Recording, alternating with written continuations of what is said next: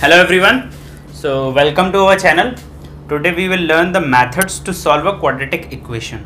अभी तक हमने quadratic equation में exercise 4.1 कंप्लीट कर ली है इंट्रोडक्शन पार्ट के साथ में, और अब हम methods देखने वाले हैं जिनकी हेल्प से हम quadratic equation को सॉल्व करते हैं. ठीक है, तो चलिए शुरू करते हैं आज का टॉपिक. क्वाड्रेटिक इक्वेशन का जनरल फॉर्म आप सभी लोग जान गए हो अभी तक. अगर वीडियो नहीं देखा है इससे पहले वाला तो आप लिंक डिस्क्रिप्शन बॉक्स में जाके देख सकते हो, उसके बाद ये वीडियो देखना तो ज़्यादा समझ में आएगा. ठीक है, अब देखो, अब खेलते हैं क्वाड्रेटिक इक्वेशन के साथ थोड़ा और. Maths is like fun. कोई लोड नहीं लेना, कोई टेंशन नहीं लेनी, आराम से हो जाती है मैथ्स, बहुत ईजी है. ठीक है, अब देखो ax² + bx + c ये है क्वाड्रेटिक इक्वेशन. इसको क्या हम जानते हैं, जहाँ पे a की वैल्यू 0 नहीं हो सकती.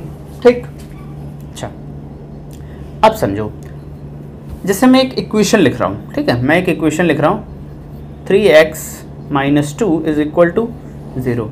अगर मैं आपको बोलता हूँ बेटा इसके सॉल्यूशंस बताओ, इसके सॉल्यूशंस बताओ, तो आप क्या करोगे? आप करोगे 3x = 2, x की वैल्यू 2/3 आप फाइंड आउट कर लोगे.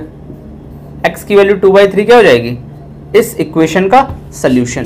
किसी भी इक्वेशन का सॉल्यूशन, इस बात से आप क्या समझते हो? Solution of a equation are the values which satisfy the equation. अब देखो सॉल्यूशंस क्या होते हैं जो इस इक्वेशन को सेटिस्फाई करेंगे. सेटिस्फाई करने का मतलब क्या होता है? अगर आप x = 2/3 इसमें पुट करो, इसमें x = 2/3 पुट करो, 3 से 3 कैंसिल, 2 - 2 0, 0 = 0. इसका मतलब क्या हुआ? लेफ्ट हैंड साइड की चीज़ और राइट हैंड साइड की चीज़ इक्वल आ रही है. इक्वल आने का मतलब क्या है कि ये इक्वेशन सेटिस्फाई हो रही है. इसी तरीके से अगर ये एक लीनियर इक्वेशन थी, लीनियर इक्वेशन का मतलब क्या होता है बेटा? लीनियर इक्वेशन का मतलब होता है इसका होगा वन सॉल्यूशन. एक सॉल्यूशन मिलेगा इसका. x की एक वैल्यू मिलेगी. सॉल्यूशन क्या है? x की वो वैल्यूज जिनको इस इक्वेशन में अगर आप वापस से रख दो तो दोनों तरफ की वैल्यू सेम आ जाए, LHS = RHS आ जाए. अच्छा, अब हमें कैसे पता चला कि इस इक्वेशन का एक सॉल्यूशन? सर हमने निकाल के देख लिया. नहीं भाई, कोई भी इक्वेशन आपको गिवन है, आप बता सकते हो कि उस इक्वेशन के कितने सॉल्यूशंस होंगे. अच्छा, अगर x की highest power, x has highest power equal to 1, अगर x की हाईएस्ट पावर 1 है, जैसे इस इक्वेशन में थी, तो 1 सॉल्यूशन. ठीक है, अगर x की हाईएस्ट पावर 2 है, तो 2 सॉल्यूशंस. सिमिलरली x की हाईएस्ट पावर 3 है, 3 सॉल्यूशंस. इसका मतलब अगर मैं आपसे पूछूं बेटा क्वाड्रेटिक इक्वेशन में कितने सॉल्यूशन आने वाले हैं? क्वाड्रेटिक इक्वेशन में x की हाईएस्ट पावर 2 है. अगर x की हाईएस्ट पावर 2 है तो x की कितनी वैल्यूज आएंगी?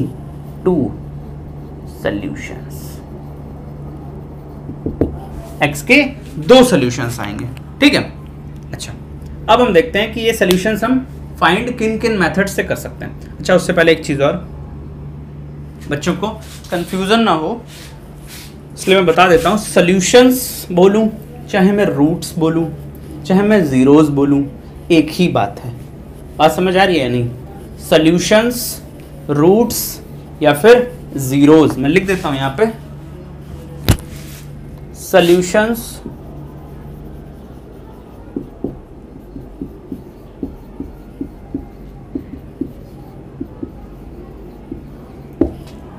बोलो, रूट्स बोलो या जीरोस बोलो, एक ही बात है. मैं बोलूँ इस इक्वेशन के रूट्स फाइंड आउट करो, तब भी आप x की वो वैल्यूज निकालोगे, x की वो वैल्यूज फाइंड आउट करोगे जिसकी वजह से इस इक्वेशन में अगर हम x की वो वैल्यू रख दें तो ये LHS और RHS आपस में इक्वल हो जाएगी. मैं रूट्स बोलूँ, मैं जीरोस बोलूँ, इस क्वाड्रेटिक इक्वेशन के जीरोस फाइंड आउट करो, तब भी आप x की वैल्यूज ही फाइंड आउट करोगे। ठीक है, अब 3 तरीके होते हैं क्वाड्रेटिक इक्वेशन के सोल्यूशन फाइंड करने के लिए। ठीक है, 3 methods are there to find out the solution of any quadratic equation. First method की बात करता हूं मैं। फर्स्ट मेथड क्या है? Solution by factorization. ठीक है, जो कि आज के हम इस क्लास में पढ़ने वाले हैं। दूसरा तरीका होता है solution bye completing the square. ठीक, कंप्लीटिंग द स्क्वायर मेथड होता है एक। और तीसरा तरीका होता है क्वाड्रेटिक फॉर्मूला। इसमें क्या है? इसमें कुछ करना नहीं है, डायरेक्ट फॉर्मूला है, वैल्यू पुट करो, आंसर। सर तो फॉर्मूला पहले क्यों नहीं पढ़ा रहे? भाई फॉर्मूला अपनी जगह पे है, ये अपनी जगह पे है। कहने का मतलब क्या है कि इससे निकालना आसान है, बट जहां पे ये फेल होता है वहां पे हम फॉर्मूले की हेल्प ले लेते हैं। ठीक है, अच्छा, तो ये 3 तरीके हैं क्वाड्रेटिक इक्वेशन का सोल्यूशन फाइंड आउट करने के लिए। अब हम देखते हैं वो मेथड जिसकी हेल्प से हम क्वाड्रेटिक इक्वेशन को सॉल्व करेंगे। पहला मेथड, हेडिंग डाल लो, solution of quadratic equation by factorization, जो कि हमारा सबसे पहला मेथड है। हम उसको देखते हैं। मैं जनरल फॉर्म लिखता हूं, ax² + bx + c, ये जनरल फॉर्म है। अब रूल क्या है? रूल नंबर 1 क्या है? रूल नंबर 1, कोई रूल याद नहीं रखने आपको, बस समझाने के लिए बता रहा हूँ। ठीक है, जब आप करना सीख जाओगे ना तो दिमाग में ही सारा कुछ कर लोगे, सब रूल कुछ नहीं करना पड़ेगा। आपको क्या करना है? इस b को मिडिल टर्म क्या है? Middle term is b। इस b को स्प्लिट करना है, b को आपको स्प्लिट करना है m + n की फॉर्म में, m + n की फॉर्म में। ठीक, m + n में तोड़ लिया। अच्छा, फिर क्या करना है? फिर आपको क्या करना है?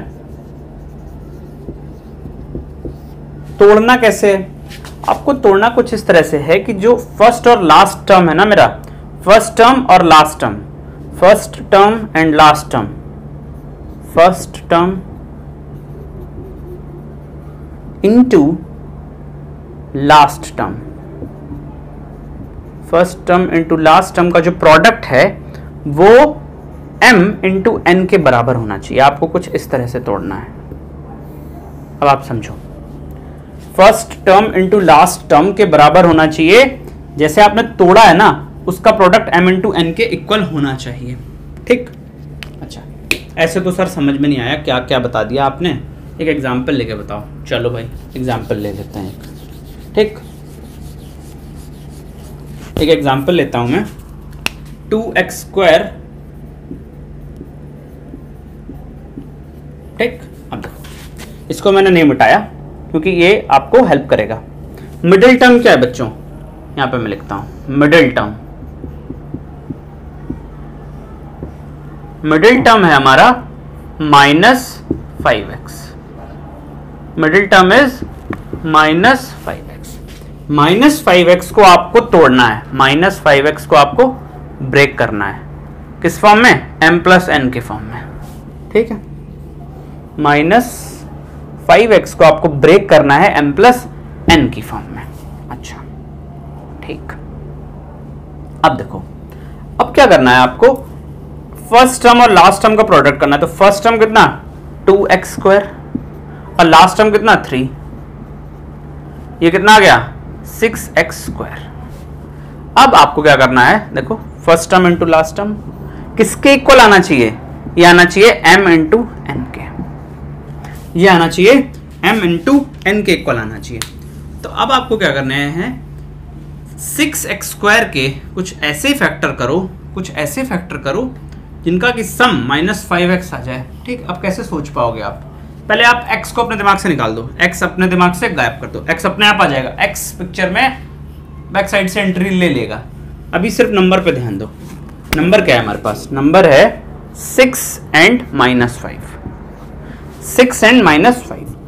6 के आपको ऐसे फैक्टर करने हैं जिनको ऐड करने से -5 मिले हमें।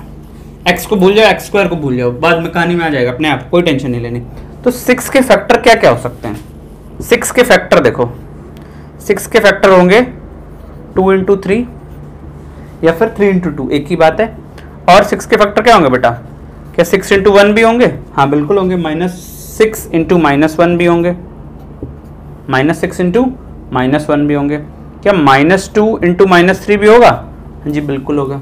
अब आप समझो किसको ऐड करने से, इन सब में से आप किसको ऐड करोगे, आप किसको ऐड करोगे तब जाके आपको -5 मिलेगा। किसको ऐड करोगे तब आपको -5 मिलेगा?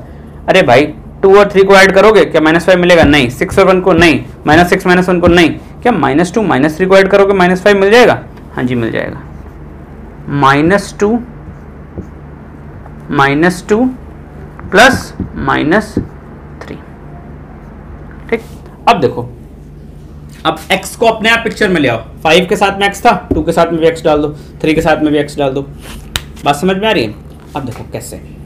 -5x को हम कितना लिख सकते हैं? -5 को हम लिख सकते हैं -2x प्लस -3x। -5x को हमने तोड़ दिया m और n में। क्या -2x और -3x को मल्टीप्लाई करेंगे जब हम, क्या -2x और -3x को मल्टीप्लाई करेंगे जब हम, तो क्या हमें 6x² मिलेगा? हाँ बिल्कुल मिलेगा भाई। -2 into -3 6, x into x, x²। देखो x² अपने आप पिक्चर में आ गया। x² और x को भूल जाना है, सिर्फ नंबर पे ध्यान देना। 6 और -5, -2 और -3 आ गया, ठीक। अब देखो इस क्वेश्चन को सॉल्व कैसे करना है।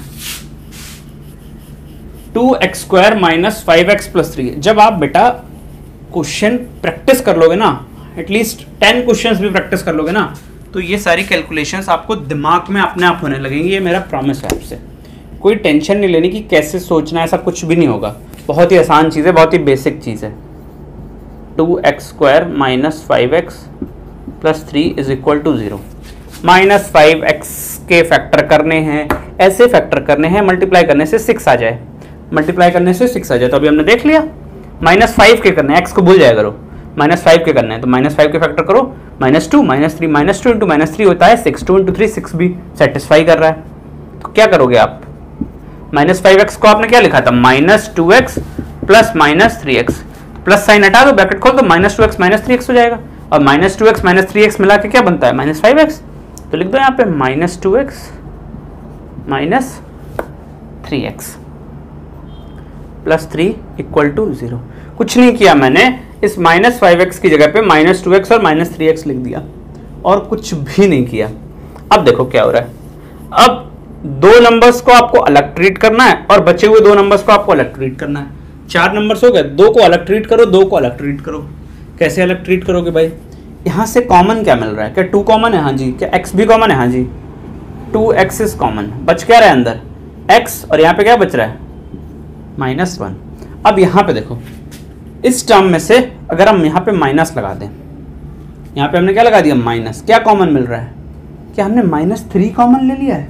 क्या हमने -3 कॉमन ले लिया है? बिल्कुल। -3 कॉमन लेने से यहाँ क्या कॉमन जिसको लेते हैं उससे डिवाइड करते हैं। -3x को -3 से डिवाइड करो, कितना बचेगा? x बचेगा। यहाँ पे -3 कॉमन लिया तो यहाँ पे 3 है, तो अंदर कितना बचेगा? -1, ठीक, = 0। हमेशा याद रखना, ये ब्रैकेट नंबर 1 है, ये ब्रैकेट नंबर 2 है। 1 and 2 will always have the same value. 1 and 2 will always have the same value. अब देखो, अब x - 1 देखो, x - 1 यहाँ पे भी, x - 1 यहाँ पे भी। क्या पूरी इक्वेशन में से x - 1 कॉमन है? बिल्कुल। x - 1 को अलग कर लो, इधर क्या बचेगा? सिर्फ बचेगा 2x इंटू 1, कोई मतलब नहीं, -3 = 0। अच्छा बेटा, अगर मैं आपको बोल रहा हूँ a इंटू बी = 0 है, a इंटू बी = 0, यहाँ पे यही तो लिखा है। इसको मानो a, इसको मानो b, तो a और b का मल्टीप्लिकेशन ए और बी का मल्टीप्लिकेशन जैसे 5 इंटू 10 इक्वल टू 0 लिखा है, क्या ये पॉसिबल है ना? ये कब पॉसिबल है? जब या तो ये वाला नंबर 0 हो जाए तो 5 इंटू 0 विल बी 0, या फिर ये वाला नंबर 0 हो जाए तो 10 इंटू 0 विल बी 0, या फिर दोनों ही नंबर 0 हो जाए तो 0 इंटू 0 इज इक्वल टू 0। मतलब अगर किन्हीं भी दो नंबर्स का मल्टीप्लिकेशन इक्वल टू 0 लिखा है, इसका मतलब क्या है? या तो a इक्वल टू 0 होगा या फिर b इक्वल टू 0 होगा। ठीक, तो देख लो, अगर a इक्वल टू 0 करें, a की वैल्यू कितनी है? x minus 1, x minus 1 equal to 0, x की वैल्यू कितनी आ गई बच्चों? 1 आ गई। और अगर हम b इक्वल टू 0 करें तो 2x माइनस 3 की वैल्यू कितनी आ जाएगी? 0। तो x की वैल्यू यहाँ से कितनी मिल रही? देखो बेटा, x के कितने सॉल्यूशंस आ गए? 2 सॉल्यूशंस। या फिर हम बोले ये x के 2 रूट्स आ गए, सॉरी इस इक्वेशन के रूट्स आ गए। रूट्स क्या आ गए बेटा? 1, 3/2। इनका मतलब क्या है? इन रूट्स का सिग्निफिकेंस क्या है? अगर आप इन रूट्स को, अगर आप एग्जाम में हो और आप कंफ्यूजन में हो कि मेरा आंसर सही आया या नहीं आया, क्या कर सकते हो? ये जो वैल्यूज आई इनको उठा के इसमें पुट कर दो, इनको उठा के इसमें पुट करो।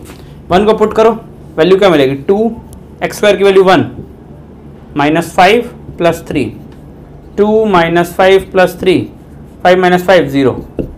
देखो 0 इक्वल टू 0 सेटिस्फाई करेगा। बात समझ में आ रही है?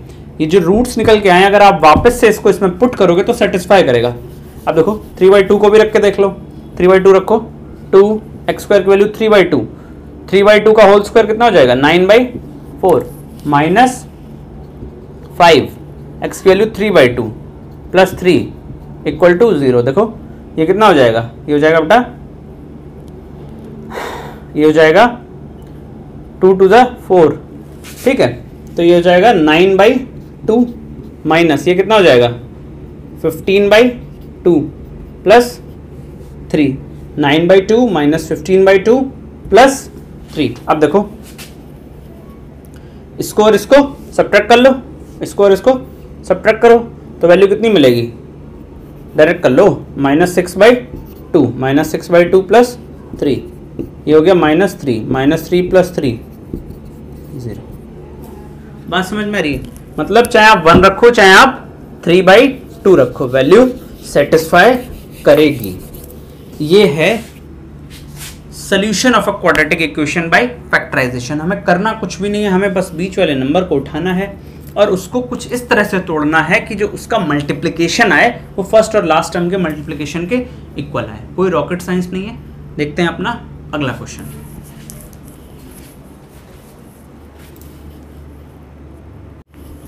एनसीईआरटी का एग्जाम्पल है, इससे पहले जो क्वेश्चन कराया था वो भी एनसीईआरटी का ही एग्जाम्पल था, ठीक है।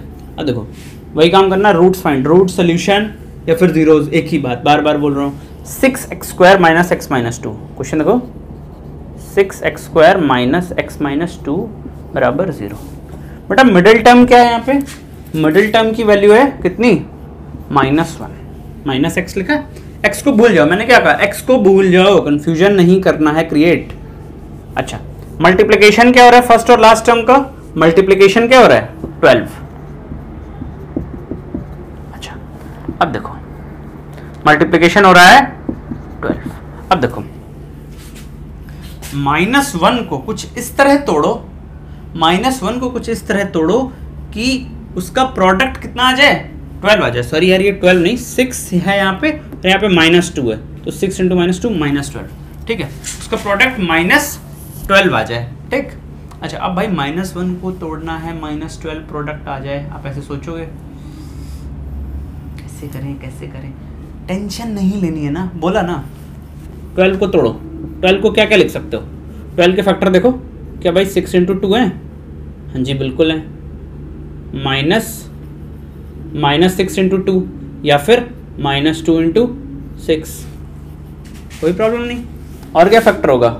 क्या -4 × 3 होगा और -3 × 4 भी होगा। देखो ये भी -12, ये भी -12, ये भी -12, ये भी -12। हमारा काम किससे बनेगा? हमारा दूसरा टारगेट क्या है? हमारा पहला टारगेट होता है कि इसको हम इसके फैक्टर निकालें।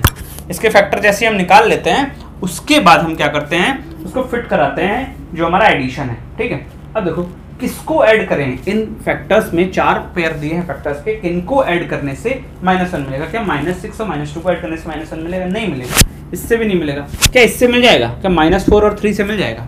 बिल्कुल भाई, -4 + 3 = -1 और -4 × 3 -12 भी होता है। फैक्टर्स क्या मिल गया बेटा? -4 + 3। कोई दिक्कत, कोई समस्या? कोई दिक्कत, कोई समस्या नहीं। ठीक, अब देखो, अब समझो, यहां पे मैं लिख रहा हूं 6x² प्लस, अब x अपने आप लगा दो, -4 और 3 आ गए, इसमें x तो लगाना ही है क्योंकि ये -1x था, तो कितना लिख जाओगे? 3x - 4x - 2 = 0। अब कई बच्चों के दिमाग में आ रहा होगा, सर -4x पहले लिखना है या 3x पहले लिखना है? भाई कुछ भी लिख लो, कुछ भी लिख लो, अभी हम दूसरे तरीके से भी करके दिखाते हैं आपको, टेंशन ना लो कोई भी। मैंने यहाँ पे 3x पहले लिखा, -4x बाद में लिखा। देखो 3x और -4x -x दे रहा है, इसका जो सम है 3x - 4x हमें माइनस का x दे रहा है। ठीक, हमें यही तो करना था। और 3x × माइनस का 4x, 3x × 4x, 3 × 4 12, x × x x² minus का 12x² भी दे रहा है। देखो 12x² माइनस का 6x² × -2। इतनी बात क्लियर हो गई। अब देखो, अब क्या करना है, 2 को अलग समझो, 2 को अलग समझो, कॉमन ले लो। क्या कॉमन मिल रहा है बेटा? 6x² और 3x में क्या कॉमन है? 3x कॉमन है। अंदर कितना बचने वाला है? डिवाइड कर दो, अंदर बचने वाला है 2x, यहाँ पे कितना बचेगा? 1 माइनस, क्या कॉमन दिख रहा है? -2 कॉमन दिख रहा है सर, -2 कॉमन दिख रहा है। जब -2 माइनस का साइन कॉमन ले लिया इसमें से, तो प्लस बचाइए, तो अंदर क्या बचेगा? 2x, और -2 में से माइनस कॉमन ले चुके हो, +1। मैंने बोला था ना, दोनों ब्रैकेट्स की वैल्यू सेम आएंगी, दोनों ब्रैकेट्स की वैल्यू सेम आएंगी। उसके बाद क्या करना? उसके बाद कुछ नहीं करना होता। उसके बाद ये ब्रैकेट सेम है, इसको यहाँ पे लिख दिया, और दूसरे ब्रैकेट में इसको लिख दिया, 3x - 2 को लिख दिया। ठीक, या फिर हम कर क्या रहे हैं, 2x + 1 पूरे में से कॉमन ले ले रहे हैं, और 3x - 2 बच रहा है, उसको हम लिख दे रहे हैं। अब 2 नंबर्स का प्रोडक्ट 0 कब? या तो ये 0 या तो ये 0। अगर 2x + 1 = 0, तो x की वैल्यू -1/2। अगर 3x - 2 = 0, तो x की वैल्यू 2/3। अब देखो, अब हम दूसरा काम करते हैं। अब हम क्या करते हैं, जो हमने फैक्टर्स निकाले थे उनको हम रीअरेंज करते हैं और देखते हैं क्या रिजल्ट मिल रहा है हमें। देखो भाई, 3x - 4x ऐसे लिखा था। किसी किसी के मन में डाउट आ सकता है कि इनको ऐसे ही क्यों लिखा। देखो 6x² - x - 2 = 0। मैं क्या करूंगा, -4x को पहले लिख दूंगा, 3x को बाद में लिखूंगा। बात तो वही है ना, फर्क कोई नहीं पड़ रहा।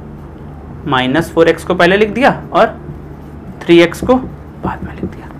ऐसा मैंने क्यों किया था? ऐसा मैंने इसलिए किया था यहाँ पे, क्योंकि 6 और 3 में कॉमन मिल रहा था, 3 कॉमन मिल रहा था। अब देखो, और 4x और 2 में 2 कॉमन मिल रहा था, बट यहाँ पे क्या हो रहा है, यहाँ पे कुछ भी कॉमन नहीं मिल रहा है, बट फिर भी कोई टेंशन नहीं लेनी। ठीक है ना, टेंशन लेनी ही नहीं। अब देखो 6x² और 4x, इसको एक मानो, इसको एक मानो, क्या कॉमन है? कुछ तो कॉमन है। क्या 2x कॉमन मिल रहा है? हाँ जी, 2x कॉमन मिल रहा है। अंदर क्या बचेगा? क्या 3x बचेगा? हाँ जी बचेगा। और यहाँ पे क्या बचेगा? क्या -2 बचेगा। ठीक, अब देखो, अब समझो, क्या बेटा यहाँ पे कुछ कॉमन है? क्या यहाँ पे कुछ कॉमन मिल रहा है? नहीं मिल रहा है कॉमन। तो अगर मैं कहूँ कि यहाँ पे 1 कॉमन है, 1 तो सबका कॉमन फैक्टर होता है, 1 तो सबका कॉमन फैक्टर है, तो क्या यहाँ पे मैं 1 लिख सकता हूँ? हाँ जी बिल्कुल, और लिख दिया 3x - 2। यार भाई 3x - 2 लिखो या 1 × 3x - 2 लिखो, एक ही तो बात है, एक ही तो बात है ना। तो 1 यहाँ पे फैक्टर हमने ले लिया, = 0। अब देखो दोनों ब्रैकेट सेम है, हाँ जी दोनों ब्रैकेट सेम है। 3x - 2 क्या बचा? 2x + 1 बचा। 3x - 2 = 0 होगा एक बार, x की वैल्यू 2/3 आ जाएगी। एक बार 2x + 1 = 0, तो x की वैल्यू माइनस का, देखो x की वैल्यू -1/2 और 2/3, 2/3 और -1/2। तो आप ऐसे लो या वैसे लो, बट थोड़ी सी स्मार्टनेस आपको दिखानी होगी। आपको ये ध्यान में रखना होगा कि किस पेयर में कौन सी चीज़ कॉमन मिल रही है, उस हिसाब से हम वैल्यूज़ को पहले या बाद में रखें। ठीक है, बस इतनी सी बात है। अब ये वैल्यू अगर आप वापस से इसमें रखोगे तो इसको सेटिस्फाई करेगी। ठीक है, नोट डाउन।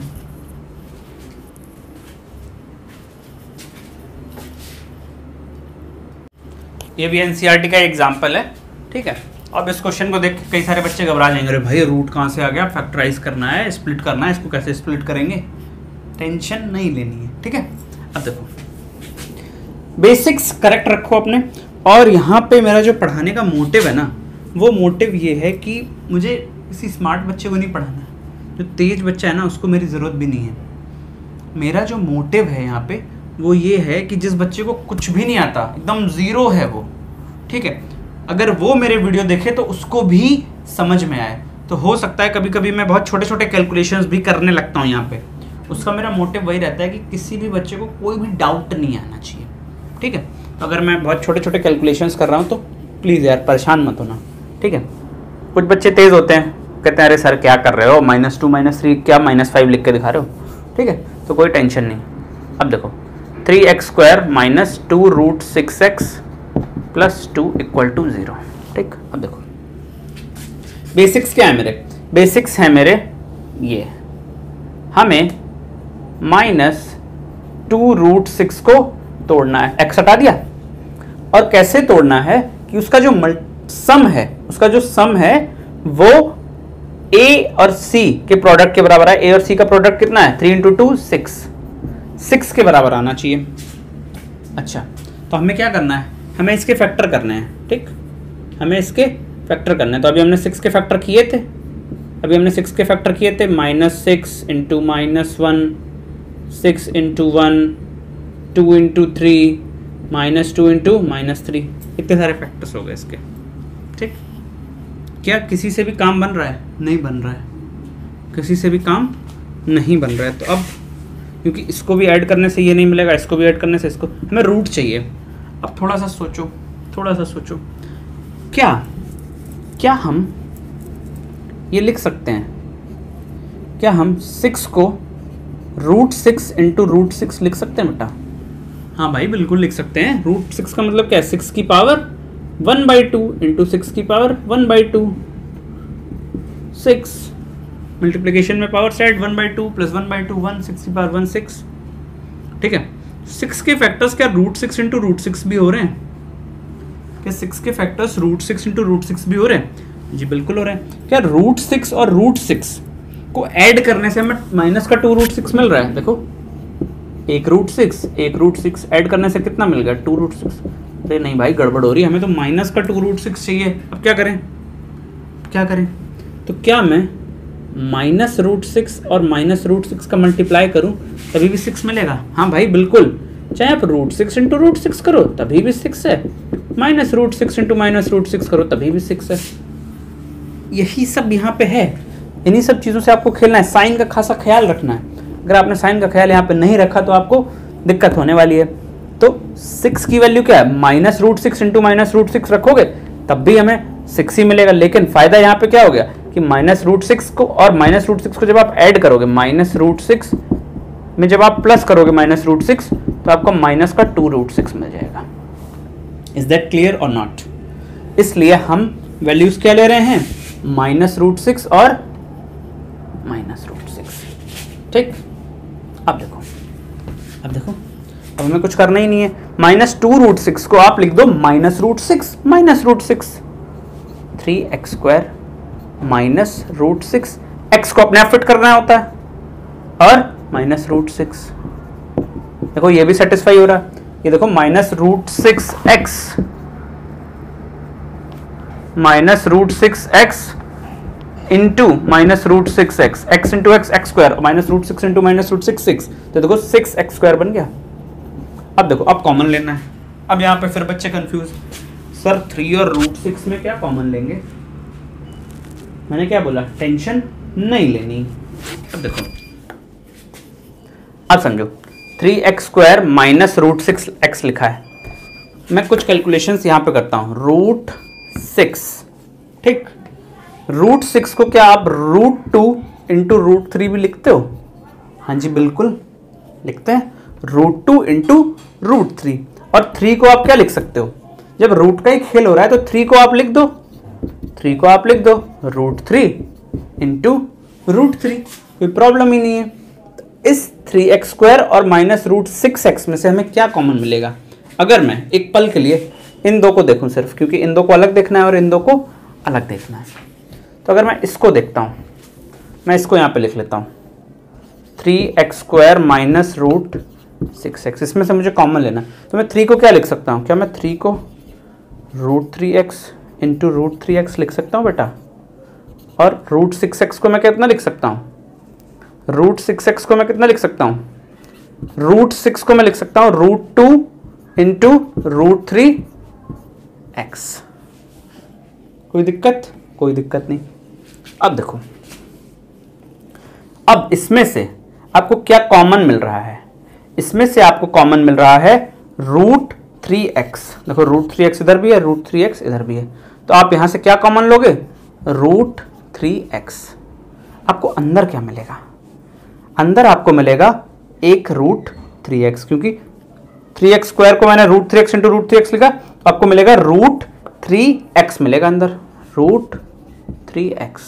ठीक, अब देखो माइनस, आपने √6x में से √3x कॉमन ले चुके हो, आप √3x कॉमन ले चुके हो, तो आपको क्या मिलेगा? आपको सिर्फ अंदर √2 मिलेगा, आपको अंदर सिर्फ √2 मिलेगा। बात समझ में आ रही है आपको या नहीं?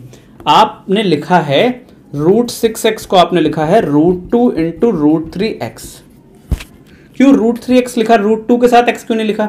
√3 के साथ x इसलिए लिखा मैंने क्योंकि मुझे √3x को कॉमन चाहिए था। ठीक, अच्छा, इतनी चीज समझ में आ गई। अच्छा क्वेश्चन है, ठीक है। बच्चे इसमें कंफ्यूज होते हैं। अब देखो √6x है बेटा, √6x प्लस 2, इसको अलग देखो, इसमें से मुझे कॉमन लेना है। ब्रैकेट के अंदर की चीज सेम आएगी ही आएगी, तो √6x को मैं कितना लिख सकता हूं? देखो बेटा, √2 इंटू √3x प्लस 2 को मैं कितना लिख सकता हूं? क्या मैं √2 इंटू √2 लिख सकता हूं? ऐसा मैं कर क्यों रहा हूं? ऐसा मैं इसलिए कर रहा हूं जिससे कि मैं इसमें से कॉमन ले सकूं। ठीक, इसमें से मैं कॉमन ले सकूं। अब देखो, अब समझो, यहाँ पे कॉमन क्या मिल रहा है? यहाँ पे कॉमन मिल रहा है बच्चे √2 कॉमन मिल रहा है। देखो √2 कॉमन मिल रहा है। √2 को जब आप कॉमन लोगे तो इधर क्या बचेगा? √3x और अंदर क्या बचेगा? क्योंकि ये माइनस आपने कॉमन लिया, माइनस का √2x कॉमन लिया, क्योंकि यहाँ पे माइनस का √6x था, एक माइनस साइन चाहिए, माइनस का √2 √3x और अंदर क्या बचेगा? अंदर बचेगा √2 कॉमन लिया इसमें से माइनस का, तो एक √2 बच जाएगा। आई होप ये कैलकुलेशंस आपको समझ में आ रही है, इसीलिए मैंने अलग से इनको किया है। ठीक है, अब देखो, तो यहाँ से आपने क्या कॉमन लिया? यहाँ से आपने कॉमन लिया √2। √2 जब आपने कॉमन लिया तो अंदर बच गया √3x, क्योंकि माइनस साइन कॉमन लिया था तो 2 को आप लिख सकते हो √2 इंटू √2, माइनस का √2 कॉमन है तो अंदर। आई होप आपको ये कैलकुलेशन समझ में आ रही होंगी। ठीक है, बहुत ही आसान क्वेश्चन है। अब देखो क्या करना है? ब्रैकेट दोनों सेम हो गए, लिख दो, दोनों ब्रैकेट सेम। बचा क्या? √3x माइनस √2, इसको अलग से लिख दो। ओ हो, दोनों ब्रैकेट में सेम चीज आ गई। सर कुछ गलती तो नहीं हो गई? ये कैसे हो गया? x की तो 2 वैल्यूज आती हैं, यहाँ से x की वैल्यूज जरा निकाल के देखो क्या आएंगी। √3x माइनस √2 को एक बार 0 करना पड़ेगा आपको, तो वैल्यू क्या मिलेगी? वैल्यू मिलेगी x की √2/√3। यहाँ पे भी √3x माइनस √2 को इक्वल टू 0 करना पड़ेगा। ये क्या हो रहा भाई? √2/√। सर x की तो एक ही वैल्यू आई, दोनों वैल्यू सेम आ गई। आप तो बोलते थे x की 2 वैल्यूज आएंगी। हाँ भाई, ये x की 2 ही वैल्यूज हैं, ये x की 2 वैल्यूज ही हैं, बट दोनों वैल्यूज अलग अलग हैं। दोनों वैल्यूज कैसी हैं? अलग अलग हैं। देखने में तो सेम लग रहा है, आपको लग रहा है कि भाई वैल्यूज तो सेम है, but these are different. This is first value and this is second value. They are 2 values, not 1 value, but the thing is that both these values are same. ठीक, तो x के equal roots आ गए। यहाँ पे आप क्या बोलोगे कि this equation has equal roots. अभी जब आप नेचर ऑफ रूट्स पढ़ोगे तो आप पढ़ोगे कि जब एक्स स्क्वायर वाली जो इक्वेशन है जिसको कि हम क्वाड्रेटिक इक्वेशन बोलते हैं उसके 2 इक्वल रूट्स भी आ सकते हैं। ठीक है, तो इसको आप नोट कर लो। आई होप आपको क्वेश्चन समझ में आया होगा। मैंने पूरा इसको खोल के सॉल्व किया है कि ये इसके अंदर की कैलकुलेशन कैसे हो रही है। आपको याद क्या रखना है, 3 को √3 इंटू √3 में तोड़ना है, √6 को √2 इंटू √3 में तोड़ना है, 2 को √2 इंटू √2 में तोड़ना है। बस आपको इतना ही याद रखना था, नोट कर लो।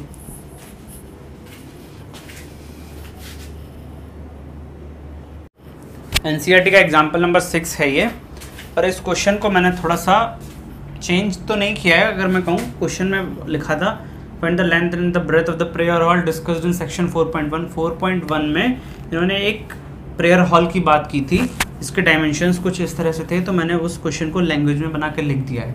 ठीक है, अब देखो बोल रहा है find the length and breadth of the prayer hall having an area of 300 metre square. एक प्रेयर हॉल है, रेक्टेंगुलर शेप का है। ठीक है, और उसका जो एरिया है वो है 300 मीटर स्क्वायर। इनको बनाना है। ठीक, और प्रेयर हॉल कुछ इस तरह से बनाना है कि जो लेंथ है वो 1 metre more than twice its breadth रहेगी।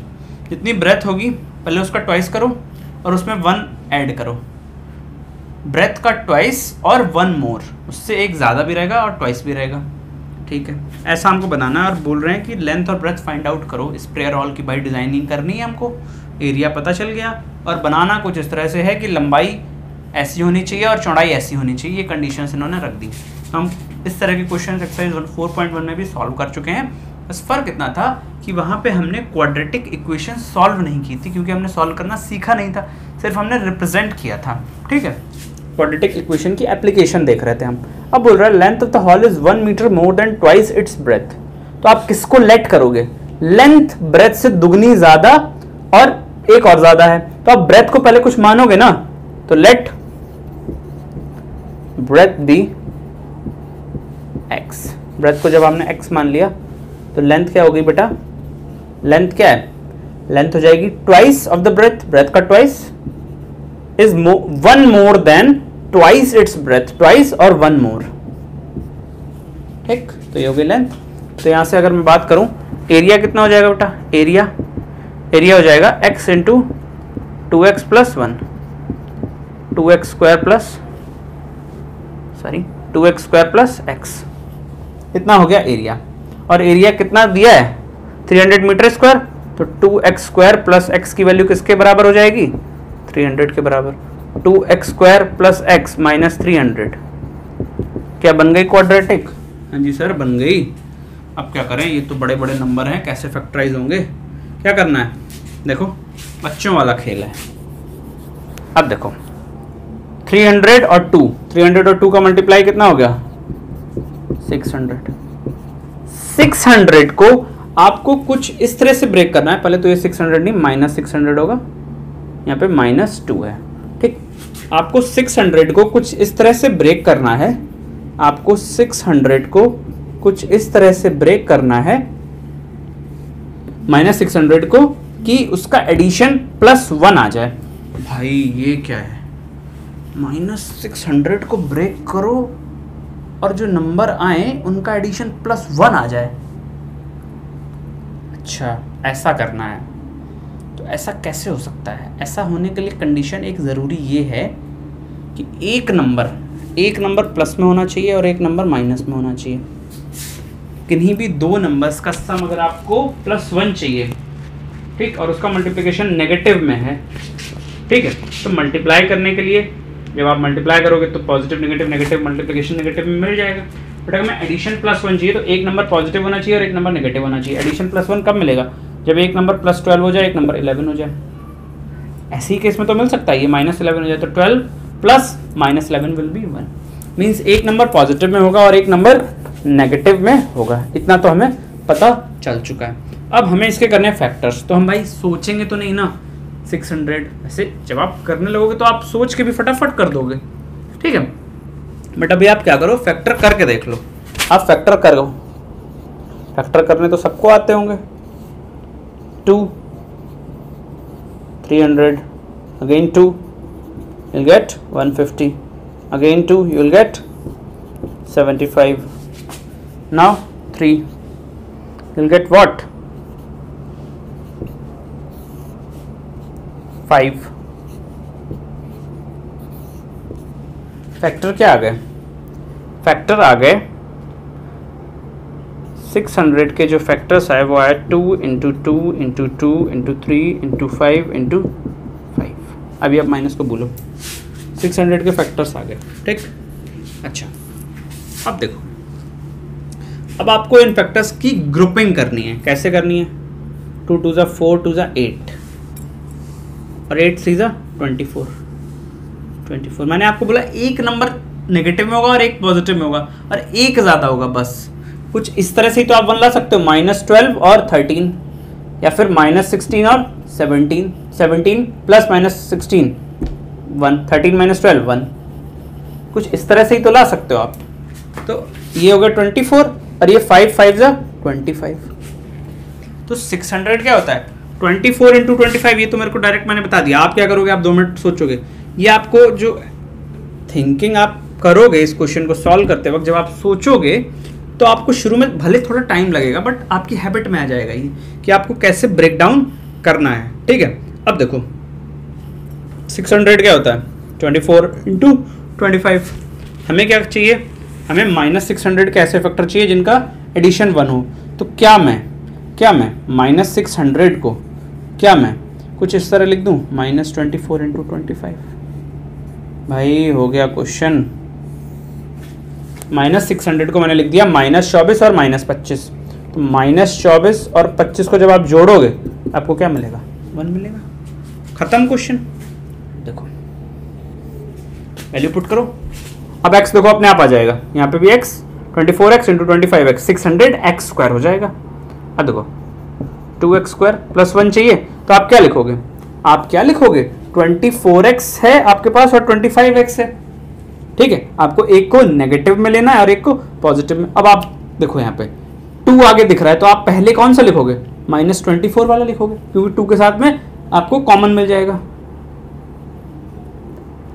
24x + 25x - 300 = 0। अब देखो यहाँ पे कॉमन क्या मिल रहा है बेटा? यहाँ पे हमें कॉमन मिल रहा है 2x। अंदर कितना बचेगा? x - 12 और यहाँ पे 25x और 300 में क्या कॉमन मिल रहा है? 25 कॉमन है और x - 300/25 करोगे तो आपको कितना मिलेगा? 12 मिलेगा। दोनों ब्रैकेट सेम, बचा कितना? 2x + 25 = 0।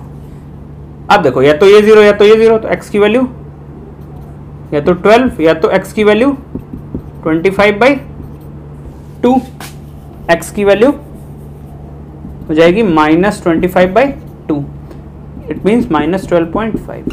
अब देखो, अब आप x की कौन सी वैल्यू लोगे? आप x की कौन सी वैल्यू सिलेक्ट करोगे? आप करोगे सिलेक्ट x = 12। बेटा ये इक्वेशन थी जिसके 2 सॉल्यूशंस आए, बट लेंथ जो होगी वो तो यूनिक होगी, ब्रेथ भी यूनिक होगी। और लेंथ कभी नेगेटिव में हो सकती है क्या? ना, कभी नहीं हो सकती। अच्छा, तो हमने ब्रेथ को माना था x, तो ब्रेथ की वैल्यू कितनी आ गई?